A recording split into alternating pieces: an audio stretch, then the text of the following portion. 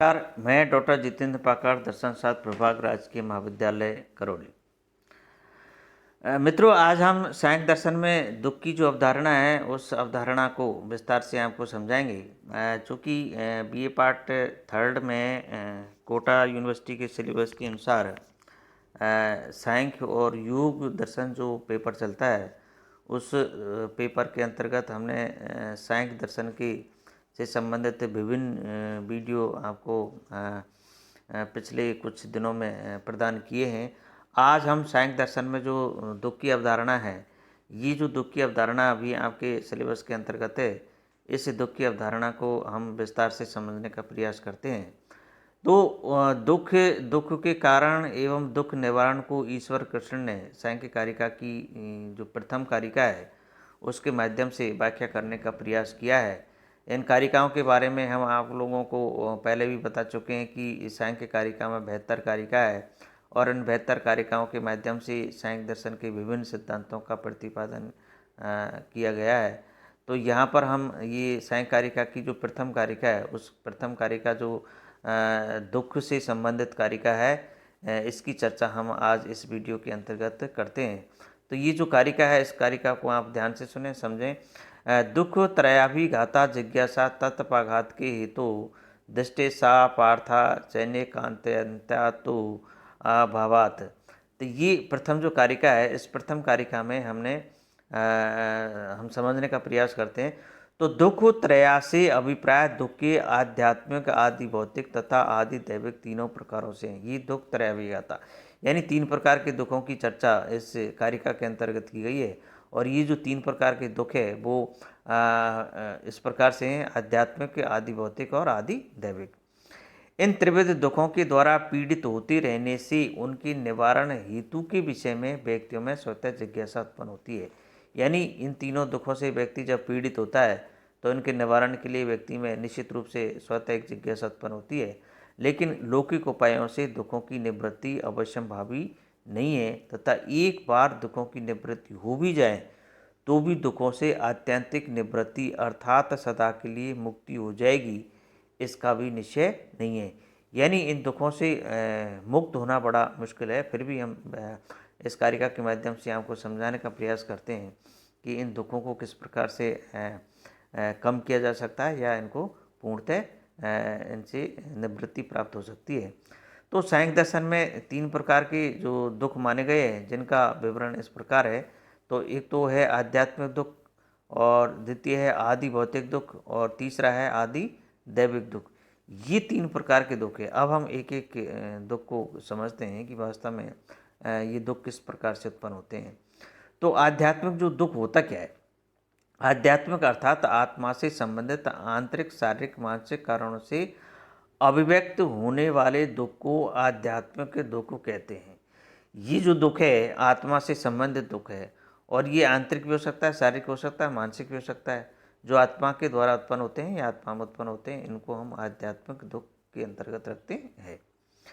दूसरा है आदि भौतिक दुख। आदि भौतिक दुख को हम इस प्रकार समझें कि ये विभिन्न जो प्राणी हैं, मनुष्य, सर्प है, पशु आदि तथा स्थावर पदार्थ जो मूवमेंट नहीं करते, उसमें वृक्ष है, पत्थर है आदि से उत्पन्न दुख को आदि भौतिक दुख कहा जाता है। यानी इन भौतिक वस्तुओं के माध्यम से जो उत्पन्न दुख होता है उनको हम आदि भौतिक दुख की श्रेणी के अंतर्गत रखते हैं।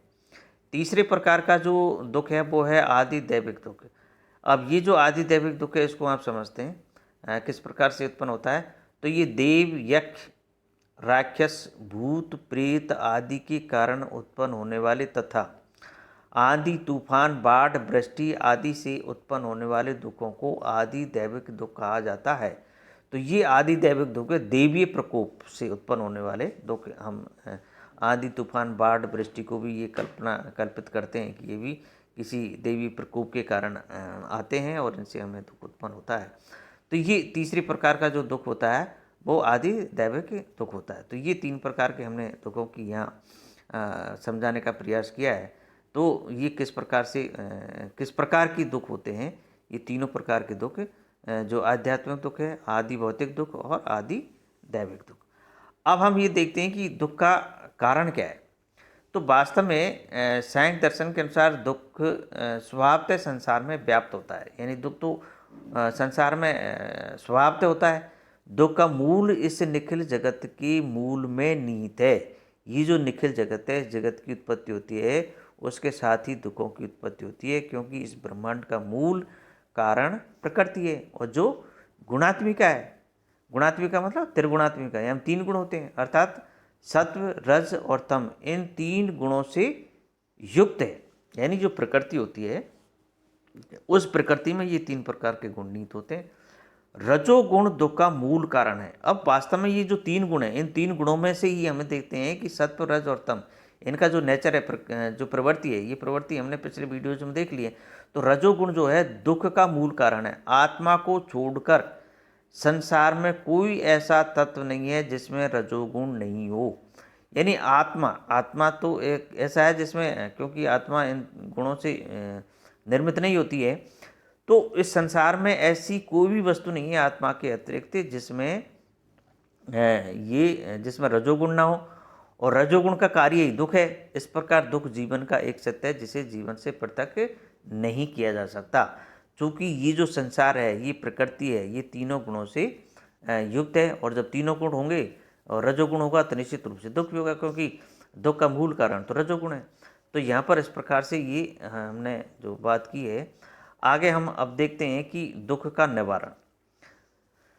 दुख निवारण का अर्थ है उसका अत्यंता भाव।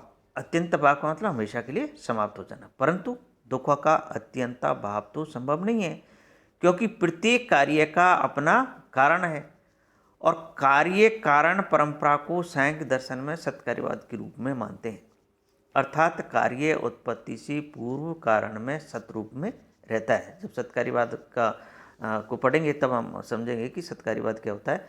कार्य का आविर्भाव और तिरुभाव हुआ करता है, यानी जो कार्य होता है वो आविर्भाव होता है, यानी वो उसकी उत्पत्ति होती है। तिरुभाव होता है यानी नष्ट होता है, समाप्त होता है।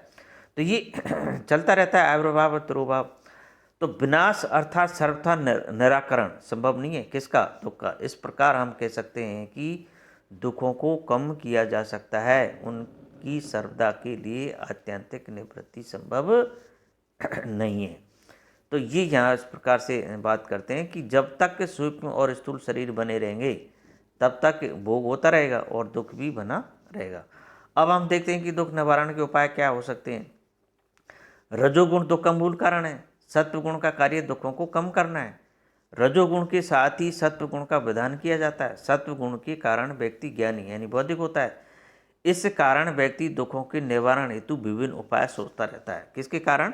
सत्वगुण के कारण, क्योंकि सत्वगुण बौद्धिक का प्रतीक है। अब शारीरिक दुखों की निवृत्ति हेतु नाना प्रकार की औषधियों का विधान चिकित्सा एवं आयुर्वेद में किया गया है। दैवीय भौतिक दुखों से बचने के लिए निरंतर सावधानी रखना उनका समाधान है। तो उपयुक्त विवेचना के माध्यम से हम इस निष्कर्ष पर पहुंचते हैं कि दुख अंतःकरण का धर्म है। इन दुखों की आत्यंतिक निवृत्ति संभव नहीं है, क्योंकि सांख्य दर्शन की सत्कार्यवाद के अनुसार किसी वस्तु का कभी अभाव नहीं हो सकता है। अतः जहाँ तक दुखों की आत्यंतिक निवृत्ति की बात की जाती है, वहाँ उसका तात्पर्य दुखों को कम किया जा सकता, उन्हें पूर्णतः समाप्त नहीं किया जा सकता। तो इस प्रकार से मित्रों, हमने यहाँ सांख्य दर्शन की जो दुख की अवधारणा है, उस दुख की अवधारणा को विस्तार से समझाने का प्रयास किया है। निश्चित रूप से ये जो टॉपिक है आपको समझ में आया होगा और आपको बहुत लाभ होगा। इसको आप पढ़ें, बार बार सुनें। धन्यवाद।